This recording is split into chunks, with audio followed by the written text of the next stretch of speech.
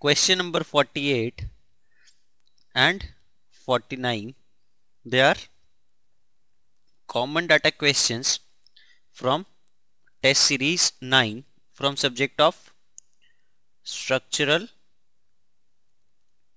analysis. And in question number for common data, it is given that there is a beam AC which is having fixed support at one end and roller support at one end, and at point B a negative moment, that is anti-clockwise movement of magnitude m is acting.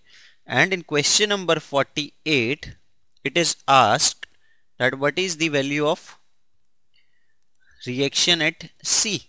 Now since this is an indeterminate structure of static indeterminacy of 1, we have to apply condition of compatibility.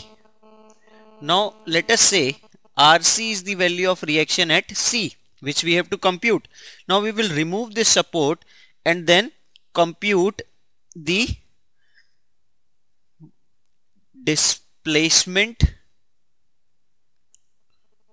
at C because of moment at B, and second we will compute what is the value of displacement at free end C of cantilever AC. I am saying it is cantilever AC now because we have removed the support C for analysis right now, because it is having degree of static indeterminacy as 1. So I am removing this roller support. So now the reduced structure will be A and C, and only force RC is acting, and at B moment M is acting. Now deflection caused by moment at B, let us solve it by moment area method. The moment diagram will be like this, and value of flexure at this end will be M upon EI. And if we have to find the deflection at point C with respect to point A, that will be given by the distance of centroid of this hatched portion from point C multiplied by area of this triangle. So MCA will be M into EI, which is acting at distance of L, and its centroid is located at L plus L by 2, L plus L by 2. So MCA, deflection CA, deflection at point C with respect to A, it comes out as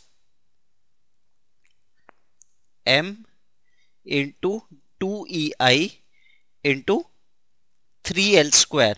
And also we know that deflection at free end C because of RC will be PL cube by 3EI. So it will be R into 2L raised to power 3 into 3EI. But point C is fixed in the original beam. So from condition of compatibility, we can say that deflection at C because of RC, that has to be balanced by deflection at C caused by moment B. That is equating 1 and 2. We get value of moment of reaction as 9 by 16 into M by L. So correct answer for question number 48 is 9 by 16 is to M by L.